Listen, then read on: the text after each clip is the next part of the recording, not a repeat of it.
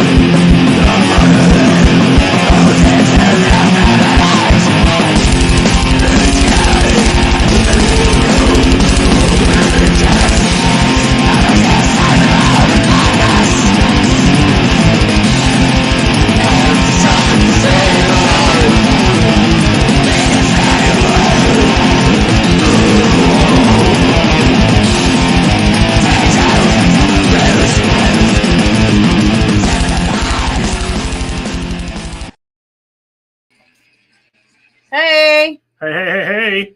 Let us know if you can hear us. We're having an issue with audio. Wait a second, I'll find out right now. Woo-woo. Hey. Yep. Okay. Our mic's working. All right, let's go up here. What's up, Stephen P. Kitty Cat? How are you? Hey, Connor. Hey, Connor. Hey, Stephen P. Meow Meows. Hey, Nadine. Hey, Ivar. Hey, Ivar. How are you? Mikey, what's up? Calvin, awesome. Hey. And Henry, hey. How are you, love? All right. So, again, we got some of the Nightmare Clowns in the house. Yay. Yeah. All right. So, again, we are going to be finishing up talking about BTK tonight. I guess we should start with a couple things here. Trigger and seizure warning. Woo! We're going to be talking about some really brutal things. We already did talk about a few brutal things, but we might get a little more brutal. We're finishing up everything like that. We're going to be talking about his victims and stuff like that. Mm-hmm. So, and then let's go over this real fast. Under fair use, another author may make limited use of the original author's work without asking permission. Pursuant to 17 U.S. Code 107, certain uses of copyrighted material for purposes such as criticism, comment, news reporting, teaching, including multiple copies for classroom use, scholarship, or research is not an infringement of copyright. And as I always say, take that, Zuck. Warning, this video contains super awesome content not suitable for people who do not enjoy super awesomeness. Viewer discretion is advised. I did not mean to bring that one up, but I figured I'd read it anyway. Yeah, because murdering... That's not what I meant. I meant to bring this one up. Warning! The related content may be disturbing to some individuals. And again, viewer discretion is advised. So when we left off on Friday, whatever the... It's a Friday? It's a Friday. It's Sephora Day. We're going to go... I want to go to Sephora. We're going to get our makeup done and everything. That's expensive. I want Sephora Day. I want Sephora too. I heard she's back in town. Actually, I want Lush Day. Lush? Lush is Sephora? No. Oh. Not at all. Nowhere near it. Sykes! What's up? Sykes, what's going on? What's up? Okay, we're the dirty stuff. Where's the dirty stuff? Bring it on. Oh. It is hot in here. Yeah. Numbers went up. Numbers just ready. Numbers going down. Numbers going up. 2 numbers went up right now. Okay. Anyway, sorry. Aw, sad panda. Whatever. I covered up the tits. They went down again. Oh. See? Anyway, I don't really give a shit. So it's for the trolls. Ivar says, bring it on. It's for the trolls coming in and see what they can copy and all this other stuff, what they can do. Right? Should I strip? You should if you want strip. to. Yes, you should. Mm-hmm. It's all okay. You can make it here in 2 hours. Sykes, the 3 stripping hours. clearn. No, like 2, yeah. No, Riverside's like 3 or 4 hours away, especially with traffic and everything right now. Sykes, the stripping clearn. He's all, but you have to have the clown makeup, the clown face on while you're doing it, and then just be like, yeah, and then honk. Never.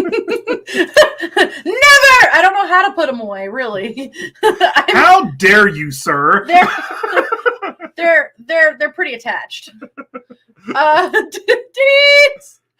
SpongeBob G-string. Ugh. All right. I've always, ever since I saw that movie Superbad, I've always called titties warlocks. Big titties are warlocks.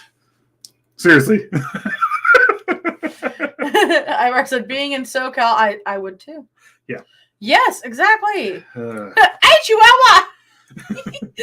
All right. Let's get into this because we kind of have a lot still. Yep. So we left off with cold cases. Now it's a party. Exactly. Wait. Tacos. Now it's a party. Sorry, burped. All right. So cold cases. So by 2004, the investigation of the BTK was considered a cold case. Then Dennis Rader initiated a series of 11 communications to the local media. This activity led directly to his arrest in February of 2005. Mind you, he actually wasn't killing anymore at this point. He actually stopped. No, but he just wanted to taunt. He definitely wanted notoriety. He was definitely an attention whore is what he was. Like every narcissist is. They all just want the spotlight on them. The vast majority yeah. The vast majority of serial killers, the vast majority of them actually do want to tell their tale. With the exception of Rodney Alcala. He kept his stuff to the grave. I'm sorry. Okay, Connor wants tacos. Yeah, Ivar's agreeing, like but tacos. this. Naked watch party. All viewers strip now. Do it. You know, when we set things up and really do it with Discord, we could do stuff like that. Can we have a pants off dance off? Yeah, I wish MeWe let us do live feeds, because then it wouldn't matter. MeWe's like the old west, like how the internet used to be. It's like literally the Old West on MeWe. It's freaking awesome. Absolutely fucking awesome. MeWe's awesome. We need weed and tacos if we're going to party. We need a pants off dance off, okay? We need a pants off dance off. Tacos equals veggie clean. What?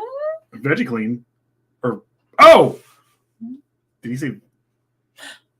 I get what you're saying. I get what you're saying, Sykes. Brings Trash Panda over. Okay. Naked but freezing. Dude, I'm jealous. Do you want to switch? Because pretty soon it's about to get really hot. It was cool this morning, and then all of a sudden it turned into heat here in Kern County. And yeah, there's only one season or 2 seasons, or maybe a season and a half. Summer and not summer. Yeah. And then like a splash. The last snow day we had was back in 1999. I remember that. It actually looked like a snow-covered, when someone did the Great Depression pictures of Oklahoma and stuff like that. That's what it looked like here. It was super cool, but and a lot of people got into a ton of accidents because no one knows how to drive in the snow here because it never snows.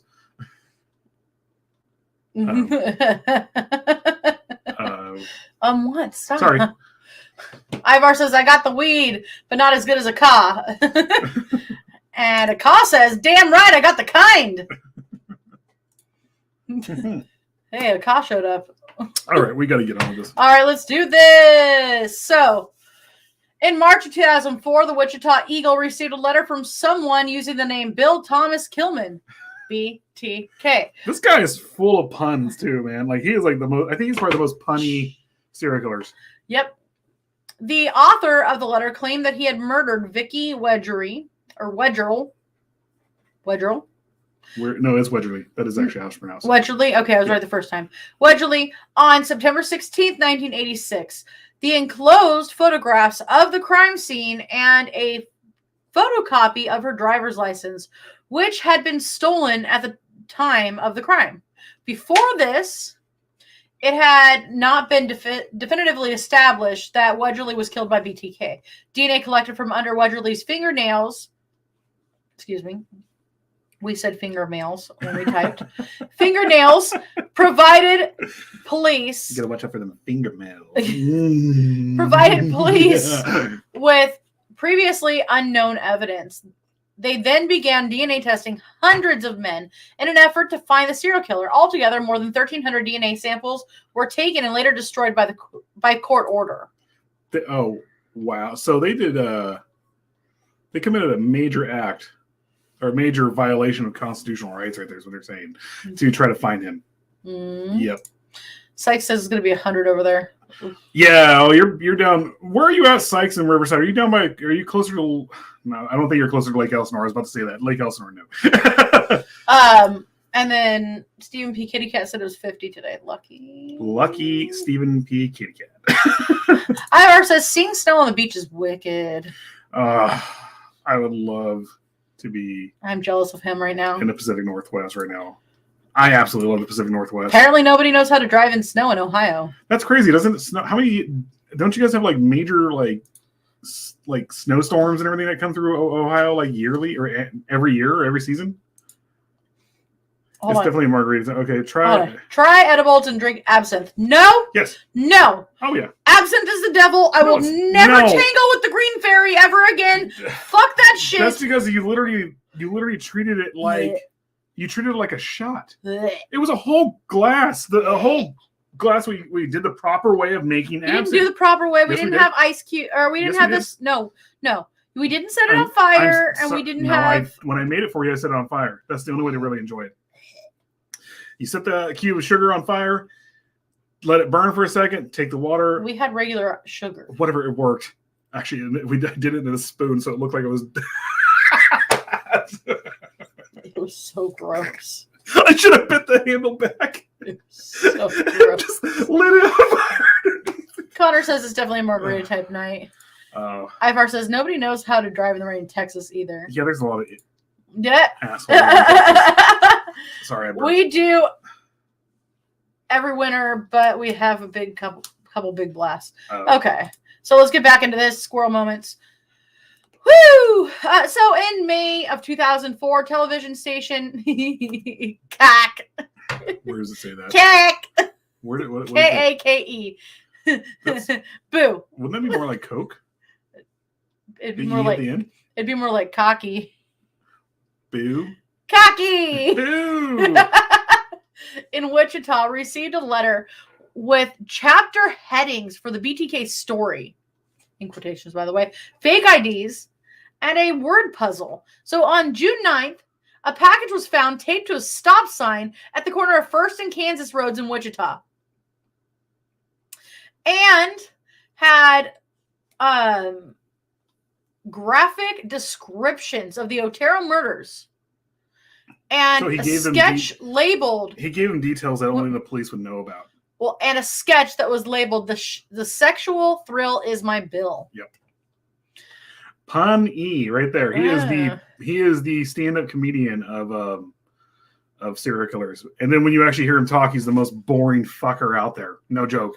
Yeah, he's like just he is just when they had him, he had to confess to each murder in court, and he had to describe how he did it, all this other stuff, and he looks so bored and uninterested in it because he's sitting there just going through it, and he's all, well, then I just took her and I strangled her, and then I jacked off, and then I moved on. That's literally what I'm paraphrasing a lot of stuff he said, but that was his cadence, his tone. It was just, he's just a dude. So also enclosed was a chapter list for a prose book titled The BTK Story, which mimicked a story written in 1999 by Court TV crime writer David Lahr. Chapter 1 was entitled A Serial Killer is Born. In July, a package dropped into the return slot at a public library contained more bizarre material, including the claim that he was responsible for the death of 19-year-old Jake Allen in Argonia, Kansas, earlier that month. This claim was false, and the death was ruled a suicide. He wanted to tell his story. He's one of the few serial killers that actually told the truth with his killings. But he just lied. He did with that, but he does when he's finally apprehended, when he's finally caught and brought in. He does not lie one bit about his killings. He tells it's everyone. He's convicted of all 10, he's convicted of all 10, and then he doesn't elaborate any more than that. So true. Sorry, hold on. I have hair stuck behind. Uh-oh. Here we go. All right, so after his capture, Rader admitted in his interrogation that he had been planning to kill again, and he had set a date, October of 2004, and was stalking his intended victim. In October 2004, a manila envelope was dropped into a UPS box in Wichita. It had many cards with images of terror and bondage of children pasted on them, a poem threatening the life of the lead investigator, Lieutenant Ken Landwehr, and a false autobiography with many details about Rader's life. These details were later released to the public. In December of 2004, Wichita police received another package from the BTK killer. This time, the package was found in Wichita's Murdoch Park, and it had the driver's license of Nancy Fox, which was noted as stolen from the crime scene, as well as a doll that was symbolically bound at the hands and the feet and had a plastic bag tied over its head. The one thing that's actually wrong in the notes, he didn't give it the license. He took a photocopy of it and sent it. But I mean, either way, that's what it said. Oh, it did. Okay. Yeah. Okay. Sorry, I was trying to read it real fast. He's sending photocopies of all these because things. He's not going to give up his mementos. He's not one bit.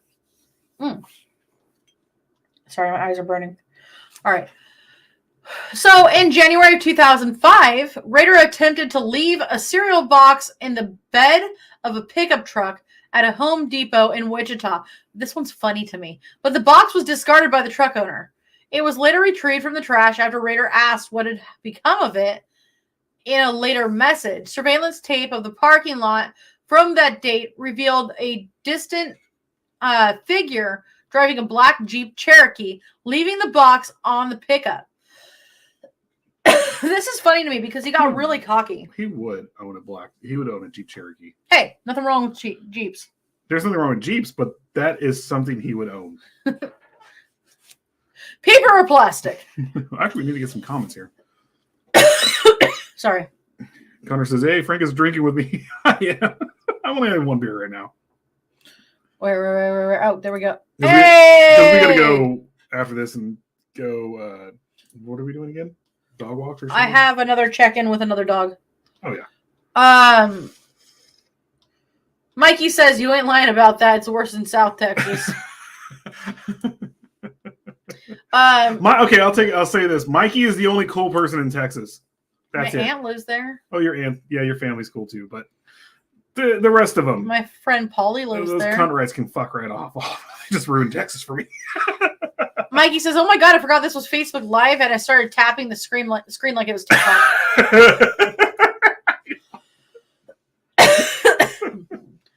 How high are you? If you're asking me, we're not high right now. I'm not high. My eyes are just really burning. Okay, the last time I crossfaded before the show, I was lucky. Well, it was Hexus, and I started zoning out in the middle of it. It was like, I remember when the commercial was like, okay, I'm never doing this again. And Liz is like, yeah, you shouldn't do that, because I got too stoned. Paper or plastic? Paper or plastic? Hold on. He had a head in his hands. I'm confused on some of these. Jeffrey Dahmer once said tattoos taste horrible. Get more tattoos. I do remember him saying that. The ink made the skin bitter or something like that. That's what he said. Protect yourself. Get more tattoos. Well, you're already protected if it was Jeffrey Dahmer. There's no way he's going to abduct you or kill you. Me, on the other hand, I'm freaking gorgeous. On a side note, next Friday we're getting tattoos. Okay. It's Friday the 13th. Yeah. It's the heat that you stole from Washington. I don't think Washington really had much heat to begin with. That's why people had like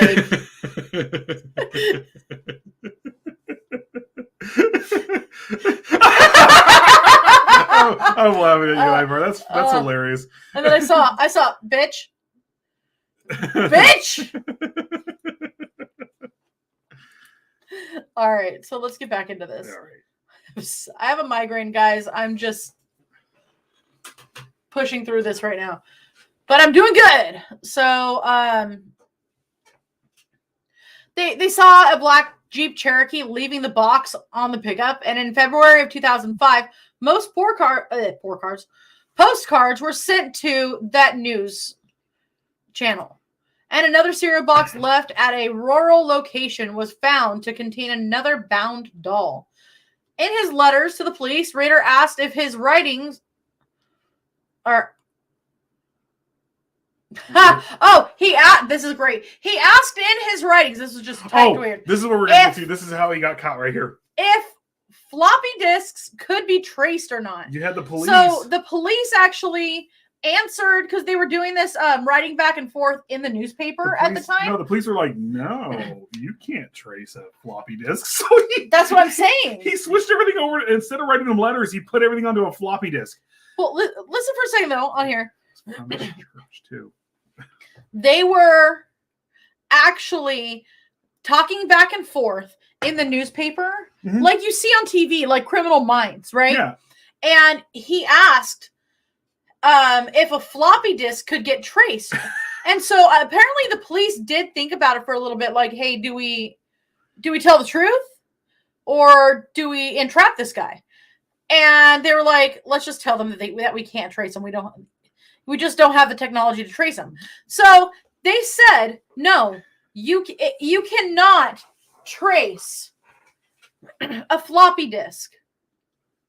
I mean, and he used a floppy disk. How can this be entrapment? Because this is literally him asking a question.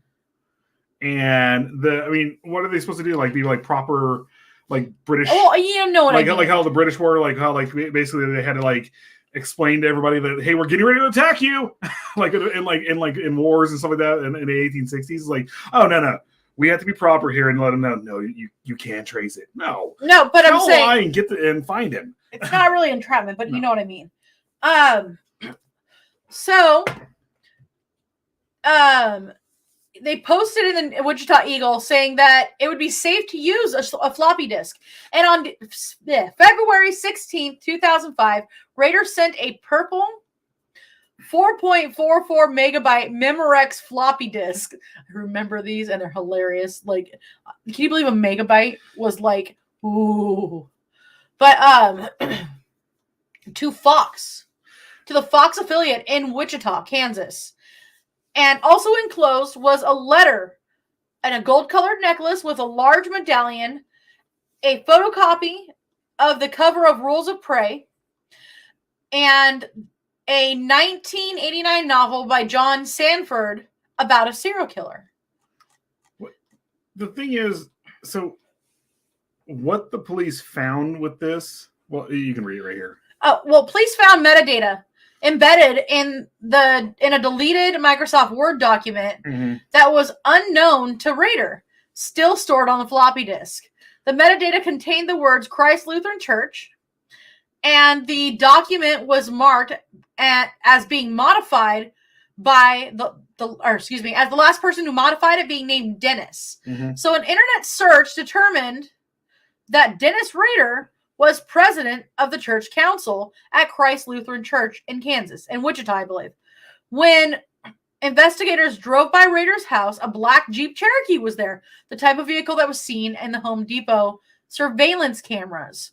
Basically, because he was in charge of everything, his name was on all the files. When he erased it, when they go and find like child molesters and all this other stuff, and they think they erase their computers or whatever they do, that's how they get them. They go through their PCs and they say, okay, well, it looks like everything's erased here, but then they can bring everything back up and find stuff like this.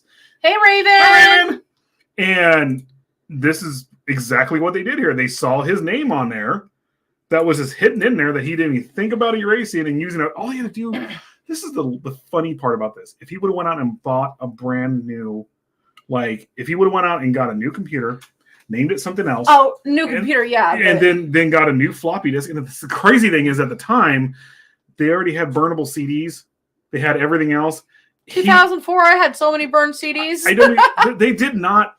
They were the floppy disks were going away at the dodo at the time, and he was just being lazy as fuck. Sykes, oh my god, a floppy disk back in the day. Oregon Trail, bro.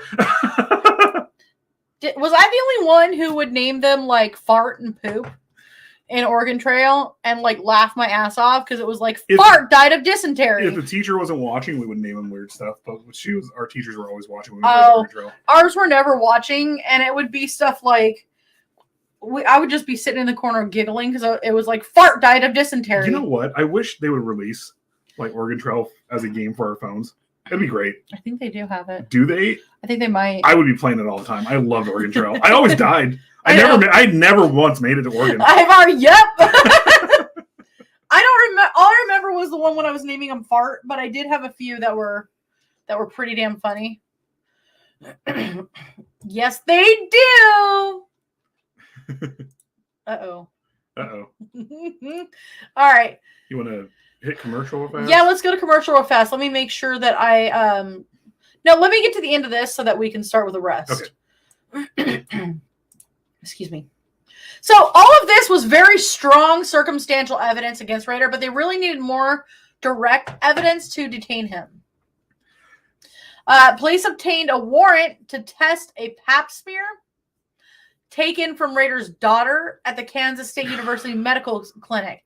DNA tests showed a familial match between the pap smear and the sample from the fingernails, from the stuff that was scraped from underneath a Wegel. I can't remember her name right now. I'm sorry. We're gonna get to the victims. We'll see it there. Wedgerl. Why can't I say her name? Just scroll down real fast. No, it's fine. Wedgerl. Where is it at? It's right here. Wedgerly. God, I can't say it. Why can't I say her name? Guys, I'm sorry. I'm exhausted. I've been going nonstop today and I lost my spot now. Wedgerly's fingernails. This indicated that the serial killer was closely related to Rader's daughter. Mm-hmm. And combined with the other evidence, that was enough to arrest Dennis Rader. Yeah. because I do see that if they did get a floppy disk, it could have been just swiped from the church, Yeah. But the fact that they said there was a black Jeep Cherokee that should have been enough in his driveway, and then a black Jeep Cherokee was seen dropping off that package in that truck or whatever it was. So, sorry. Ivar asks, how much more do they need? Everything was handed them by the BTK. They wanted. Okay, here's the thing, though. Okay, so Ted Bundy, Ivar almost actually got away with it. Ted Bundy on his first arrest first arrest right before his second escape. Something happened with the sheriffs in Colorado. They didn't Mirandaize him or something like that, or something along those lines. They didn't do their job properly. And if he would have just not been his own lawyer, not been his own counsel, he would have got away with it. He would have been released right there and would have been free to go and do his own thing. More than once for Ted. Yeah, and he some of these policemen they do learn from past experiences. They're like, no.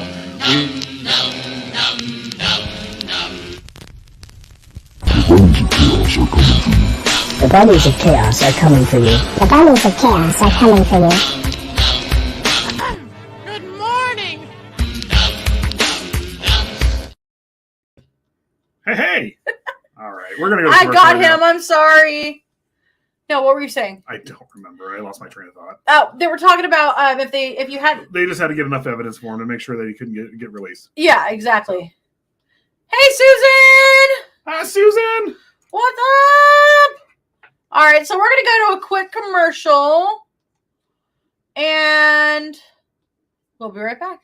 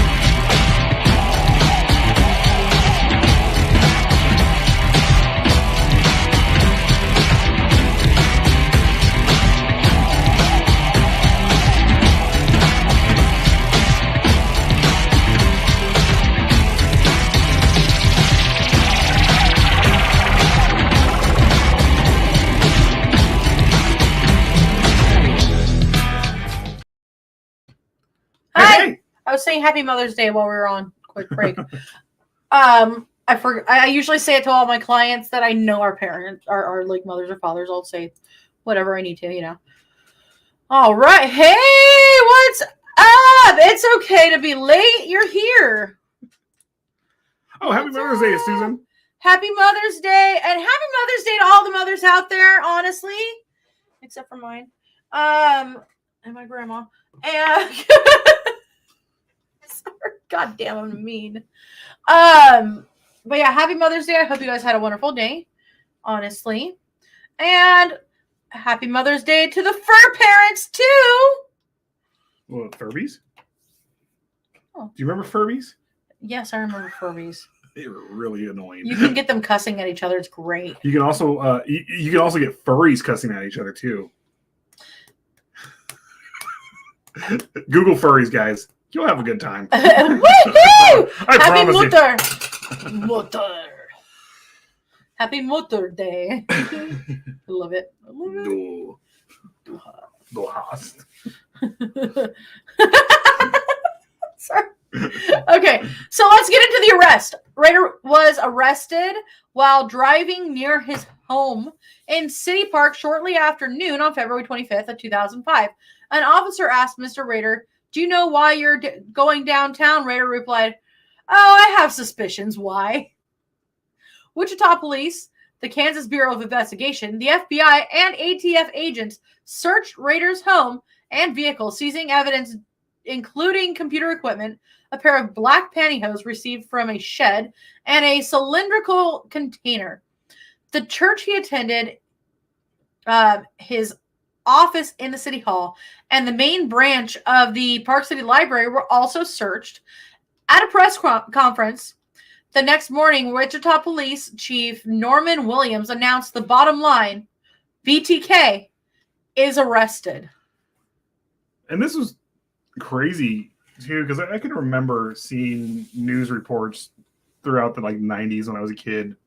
When my dad was watching TV or watching the news when he got off work and stuff like that, because that's what he did. He always came home and first thing he did was turn on the news because he got off at that time, and it would see this stuff about BTK and the killer strikes again, or another letter was found or something like that, and then all of a sudden he's caught in 2005. Yeah, just gonna Rader arrested. I'm sorry. Okay, so Facebook keeps bumping people out tonight. I don't know why. I've gotten a few messages that some people keep getting bumped out. So I don't know what's going on with that. Probably some douche canoes being douche canoes. Mm-hmm. Yeah, smart using his right to remain silent, right? He wasn't too silent once he finally got in there. Is it just me? But don't Yoda look like a green hairless Mogwai? Yes. It's like the difference between one of those Sphinx cats and a normal cat. Frank Oz, I think, did help out with the puppeteering with Gremlins, and Frank Oz is Yoda, and he's the puppeteer behind it. So it does make sense. They do look. Now alike. I have the theme song stuck in my head. Yay! Douche Canoe Raider arrested.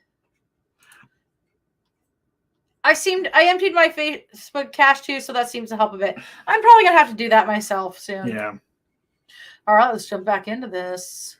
So on legal proceedings on February 28, 2005, Rader was charged with 10 counts of first-degree murder. Soon after his arrest, the Associated Press cited an anonymous source alleging that Rader had confessed to other murders in addition to those with which he had been connected. However, the Sedgwick County Sedgwick County District Attorney denied the story, yet refused to say whether Rader made any new confessions or if the investigators were looking into Rader's possible involvement in more unsolved killings. On March 5th, news sources claimed to have verified by multiple sources that Rader had confessed to the 10 murders that he was charged with, but no additional ones. On March 1st, Rader's bail was set at $10 million, and a public defender was appointed to represent him. And on May 3rd, the judge entered not guilty pleas on Rader's behalf, as Rader did not speak at his arraignment. However, on June 27th, the scheduled trial date, Rader changed his plea to guilty. He described the murders in detail and made no apologies. You can go and watch it. It's like almost 2 hours of him. Yeah. Right there in court. It's brutal. It's brutal. It's 2 hours. I made it through about 45 minutes of it. Well, it's not even just that. He's just so nonchalant and bored about it, and that's what kind of bothered me, because even Kemper showed some kind of the weird Bundy tapes emotion when Bundy was actually when Bundy finally did confess to the murders, because even Bundy never confessed to the murders until the very end, until the day before his I think it was the day of. No, it was about a day or two before. That's when he actually confessed to it. And every time Bundy did it, he would get close to the recorder and get quiet and change kind of his tone of voice. And then, when he wasn't talking about the bodies or something, he would change it. So Dennis Rader, on the other hand, was just so bored with it. He's never made apologies, has he? Says no. Susan. No, not at all. He is not sorry for it, and I'm pretty sure in prison, I don't think anybody messes with him because he's a fucking psychopath. Oh yeah. Where was I? Okay, so at Rader's August 18th sentencing, victims' families made statements. After which, Rader apologized he did apologize. Oh. He apologized, but let's say this in quotations. He apologized in a rambling 30-minute monologue that the prosecutor likened to an Academy Award acceptance speech. His statement has been described as an example of an often observed phenomenon among psychopaths. Their inability to understand the emotional content of language. He was sentenced to 10 consecutive life sentences. So basically what they're saying, though, is like he didn't have the means to really... Psychopaths have to learn emotions. Mm-hmm. They have to learn. I mean, they have their own emotions, and that's the big misconception about psychopaths. They actually do have their own emotions. They get angry. They do get happy. They do whatever, all this other stuff. But they don't have the right neurotransmitters. They don't have. Well, they're literally. Yeah, they have to learn how to act in society. Mm-hmm. Like, so for him to get away with the stuff, as long as he got away with it, he learned how to seriously like laugh at jokes, have some interactions with people at the grocery store, stuff like that. Sykes, I believe so. What was it? Oh no, yeah, he's still in jail. He's still alive today. Yeah. We're gonna get to this to his sentencing, and then he got grandfathered in because his crimes happened before 1995 when Wichita or Kansas brought back the death penalty. So yeah, he was probably just mirroring what he thought would help him. That's exactly what they do. You hit it right on the nose, Susan. That's exactly what they do. People with borderline personality disorder and stuff like that, they literally just mirror what's in front of them. And the fact that he was like an acceptance speech at the Emmys or whatever they were saying, he was more proud of what he did. Basically, what he was saying is that he had no ability to understand the emotional content of the language that he was saying. So him saying sorry, I mean, it was just as mundane as him saying, as when somebody just goes, bless you, when someone sneezes. It's a knee-jerk reaction, but he doesn't have actual real meaning behind it. It's like a kid. Facebook user. We got one! Are we in over on... Yeah, we are. On Collective. Hey! Hi, Facebook user.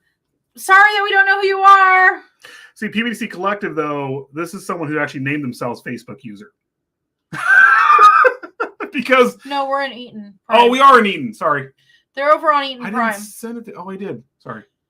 How old is he now? Is there a chance of him getting out on parole? We will get to that, actually. So, I'll actually star this question just to get back to it. Real fast, a person who's using a Facebook user, just go to StreamYard. You have the little link below the link in whatever in Eaton Prime, and you have to make yourself known on to StreamYard. It doesn't collect any of your information, none of that stuff. It just makes it so you can pop up here and we know who you are and stuff like that. So I'm literally reading the same sentence 5 times in a row. I'm sorry. Okay. He was sentenced to 10 consecutive life sentences with a minimum of 175 years. So no, he does not have the chance of getting out on parole. Kansas had no death penalty at the time of the murders. On August 19th, he was moved to El Dorado Correctional Facility. Rader talked about innocuous topics such as the weather during the 40-minute drive to El Dorado and began to cry when the victim's family statements from the court proceedings came on the radio. He's now in solitary confinement for his protection with 1 hour of exercise per day, and he's allowed 3 showers a week. This will likely continue indefinitely. Beginning in 2006, he was allowed access to television and radio and to read magazines and other privileges for his good behavior. They were saying, he is like most serial killers who get put in the pen. They become model prisoners, like straight up model prisoners. So further investigations following Rader's arrest, police in Wichita and Park City and several surrounding cities looked into unsolved cases with the cooperation of the state police and the FBI.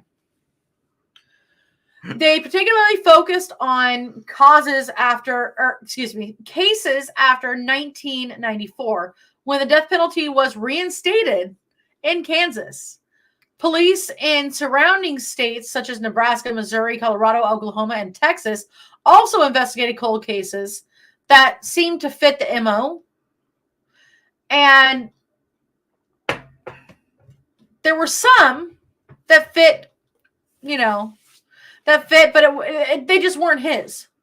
The FBI and local jurisdiction at Rader's former duty stations checked into unsolved cases during the time that he was in service there. To answer Ivar's question, Dennis Rader, Ivar asked, how old is he? Ivar asked, how old is he now, and is there a chance of him getting on parole? No, he's serving the minimum 175 years or something around there, 275. 175. I'm sorry, 175, and he is 77 years old right now. He's never getting out. Yeah, he's never getting out. Like we said before, his crimes took place before Wichita reinstituted the death penalty. Or not Wichita, but Kansas. Yes. So he got grandfathered in because of that. Smoke more, it helps you concentrate. Yeah, no, I'm not high. Doesn't help me concentrate. Not one bit. I'm not high. My eyes are burning from the makeup I have on. You could I'll bring it up again. You can ask Mother de la Mort when we're having our little our back chat meetings and stuff like that. It starts off good. It really does. And then all of a sudden the edibles kick in for me and I am not concentrating one bit. And then he bit. starts going into existential crisis mode. It does. It happens every time when we start talking about the universe. No. I'm sorry. It's not we. It's you. No. Odd Mother and me had a talk one time about the universe and how that you did. We actually did. No. We were here talking for like 5 to 20 hours. I swear to God. Literally, we're sitting there going, "What if our universe is a tiny universe?" And Mother de la Mort got in on another universe, and we and started then that talking universe is actually a bigger universe, but in reality, they're not big at all. They're all inside a snow globe. I think they are. And I think aliens are our gods. I'm kidding.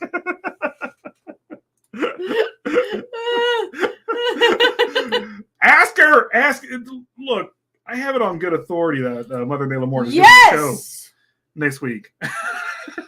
Next Thursday. Can I go live on Edibles playing Oregon Trail? When Mother de la Mort is live next Thursday, ask her how things happen between us when we're having our chats after our meetings at night and stuff like this.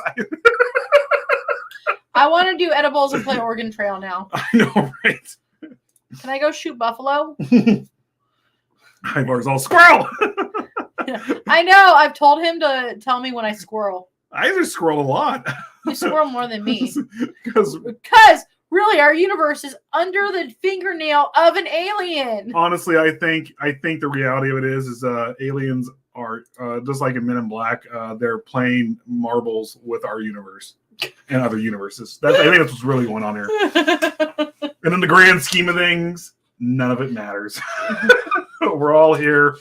You have died. No, but it's you have died of dysentery. It's always dysentery. It's always dysentery. There was. I think there was typhus. There was a whole other. I think there was smallpox. There was like typhus. No. Sometimes I die of typhus. Sometimes I would die from like eating something horrible. You know what? We never had experience. There was never a Donner Party. We need to have a Donner Party version of Oregon Trail. Fart Blossom died. Can we? How come no one has made that? The Donner version of Oregon Trail. Like you play as the Donner Party and you just have to like make it through the winter by eating your family. I'm betting there is one. I don't know. If there isn't one, we can copyright it. We will sue you if you ever do it because I want to do it. Would that not be the coolest game to play ever? Like if you played it like crossing the river, right? Yes. Or have an update to like the newest Resident Evil game and have the Donner Party mode. Like that'd be fucking awesome. Right? Because everybody was a pansy. Yeah. God. No, but you can totally do it at a restaurant. What? Wait. I'm lost. Oh. Die of dysentery? You can die of dysentery at a restaurant. Well, there's a few restaurants around here that I'd be worried about dying of dysentery. I think Susan's replying to someone. So. I'm confused, but okay. I'm so tired, guys. And I have a migraine. I'm going to cry after this, but it's okay. I'm going to hold in the tears. Okay. Oh, the Donner Party. Okay. Oh, tabletop. We should do a tabletop Donner Party game. Any Hoosier. When we finally get the Old Gods board game. After exhaustive investigations, none of these agencies discovered any further murders attributable to Rader, confirming early suspicions that Rader would have taken credit for any additional murders that he had committed. The 10 known murders are now believed to be the only murders for which Rader is actually responsible, although Wichita police are fairly certain that Rader stalked and researched a number of other potential victims. This includes one person who was saved when Rader called off his plan of attack upon his arrival near the target's home due to the presence of construction and road crews nearby. Rader stated in his police interview that there are a lot of lucky people. There is meaning that he had thought about and developed various levels of murder plans for other victims. There's one where he went in there and he was waiting at her in her closet, waiting in her closet to come out and kill her. Well, what happened was that night, one of her friends randomly called her and said, "Hey, you want to go out?" And she said yes, and it saved her life. So I'm going to skip over this one. This is just talking about televised interviews and psychology stuff. Let's get into the victims because we're running a little bit over. Yeah, we're almost done here. Actually, the victims is it. Yeah, let's get into the victims. There's 10 victims, as you know, and I'm going to go through each of them because they all deserve to be named. Mind you, his first 4 victims was the Otero family. We're getting to that right now. Joseph Otero, male, age 39, died January 15th, 1974. He was suffocated and with a plastic bag. Julia Maria Otero, female, age 33, died January 15th, 1974, strangled with a rope. Well, you know what the crazy thing is real fast about the Otero family? The father was actually outside when he first broke in. Yeah. The father was outside. He managed to get the kids, put them somewhere else. He managed to murder the mother while the father was outside. The father came back in, and that's when he murdered the father. It was insane. And this was his first ever doing this. Joseph Otero Jr., male, age 9, January 15th, 1974. He was suffocated with a plastic bag like his dad. Yep. Josephine Otero, female, age 11, January 15th, 1974. She was hanged by a rope. This is the bad one. Brutal detail as he watched her panic and die. Yep. And yeah, that's the brutal, really fucked up one. That's the one he taunted the police with. Yep. Catherine Doreen Bright, female, 21, death date April 4th, 1974. Stabbed 3 times in the abdomen with a knife. Shirley Ruth Vane Relford, female, age 24, St. Patrick's Day in 1977. She was strangled with a rope. Nancy Jo Fox, female, 25, December 8th, 1977, strangled with a belt. Maureen Wallace Hedge, female, 53, death date April 27th, 1985, strangled with his bare hands. Vicki Lynn Wedgerly, female, 28, died September 16th, 1986, 2 days before my birthday. Strangled with nylon stockings. He garroted that one. Yep. Dolores Earline Johnson Davis, female, 62, January 19th, 1991. Was strangled with her pantyhose. I think this is the one where she was strangled so much with her pantyhose that it actually cut into her neck. Mm-hmm. It actually, then they had to get it out of there.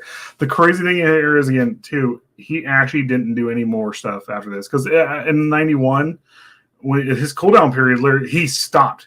He didn't kill anymore.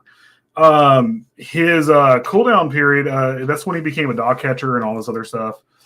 Mm-hmm. And a lot of people, they think that actually he was able to take his victims out on animal, or take his angst and all this other stuff out on animals. And that's the reason why he stopped killing people. I think we can actually get into this real fast. So, following Rader's arrest, police in Wichita. Okay. Oh, here we go. That's the wrong one. Here we go. Massachusetts psychologist Robert Mendoza was hired by Rader's court-appointed public defenders to conduct a psychological evaluation of Rader and determine, in order to determine if they were able to do an insanity plea. He conducted an interview after Rader had pled guilty on June 27, 2005. Mendoza diagnosed Rader with narcissistic, antisocial, obsessive-compulsive personality disorders. He observed that Rader had a grandiose sense of self, a belief that he is special, and therefore entitled to special treatment, a pathological need for attention and admiration, a preoccupation with maintaining rigid order and structure, and a complete lack of empathy. NBC claimed Rader knew the interview might be televised, but this was false according to the Sedgwick County Sheriff's Office. Rader mentioned the interview during his sentencing statement. On October 25th, 2005, the Kansas Attorney General filed a petition to sue Mendoza and Tolly Waters, co-owners of Cambridge Forensics Consultants, LLC, for breaching of contract, claiming that they intended to benefit financially from the use of information obtained through involvement in Rader's defense. On May 10th, 2007, Mendoza settled the case for $30,000 with no admission of wrongdoing. It's insane. Well, and then Susan brings up the fucker needs to totally build a murder castle. Yes, he would have. And it's crazy. It's crazy how many times Rader said he was going to get caught. If Rader would have not been an attention whore, he would have never gotten caught. He'd still be out right now. Yep. If he literally, because he stopped killing. He completely stopped killing. He might have started doing it again. A good chance he probably would have. But he would have probably talking about this right now, as in he just got caught. And he would have had a lot more victims. 77. Yeah. Yeah, Susan said yes. Yeah, he needs a fry. Oh, Sykes says this guy needs a fry. And yes. Susan and Ivar both agree. It's the shitty thing is it's not going to happen because he's grandfathered in. He is going to die of old age or shank. That's terrifying, right? Yep. If he hadn't been taunting them, he'd be. Well, I listened to. I know I always bring it up. I'm a big fan of Last Podcast on Left, and even like they were saying, like Henry Zabrowski and all of them were saying. Ben Kissel and Mark Sparks, they were all saying how terrifying it is of this guy. What's terrifying about it is that he's very normal when you actually meet him. He's would not mundanely normal. You don't suspect him. He just looks like he might have a little whatever, like a little OCD or whatnot, but you don't expect him of doing anything like this. And this is how he was able just to sneak into people's houses and do what he had to do. Oh yeah. All right. All righty, guys. I'm going to go on another dog walk while he's going with me. Yeah. Yeah, that is absolutely terrifying, right? And it didn't matter to him. His victims could be male, female, or whatnot. It is children. Children. It elderly. It was who was in the house at the time. Mm-hmm. And again, he never penetrated anybody. He never had sex with them. It was all about the thrill of the kill and him getting off while he did it, which is. I guess you could say it's his own form of rape, but technically he never raped anybody. So. All right, so. Just a fucked up monster. That's all he is. Tomorrow we're going to be doing another rerun, I believe, for Stephen P. Kitty Cat. But hopefully he's going to be in the comments, So there will be a rerun for Stephen P. Kitty, or for Spooky Tales with Steve the Cat. Sorry. Tuesday we've got Mikey coming on. I'm not sure what he's going to be talking about. But it's always fun. Wednesday. Thursday. Or more? Or what's going on Wednesday? Wednesday. We may have a special event going on Wednesday. I don't know. Bunny has been trying to come out of the closet. I don't know. Come out of the closet of what? I don't know.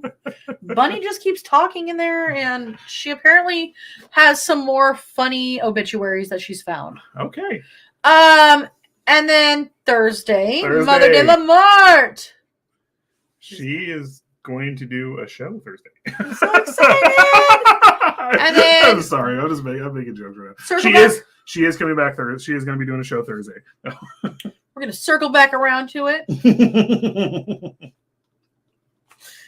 I don't have the bad hair to do that one, but we're going to circle around to it. And we're back on Friday. I'm not sure what we're going to talk about on Friday. You know what? We're just going to wing it. Maybe we'll talk about folklore. Maybe we'll bring back the Green Book of Douche. I have green hair. Why the fuck not? I think we might take a break from serial killers for a couple episodes because we've been... Green Book of Douche. Yeah. We might find some stuff. It's going to be a random show. Oh, look! Friday. The random show! Are you sure it's not going to be the metal show?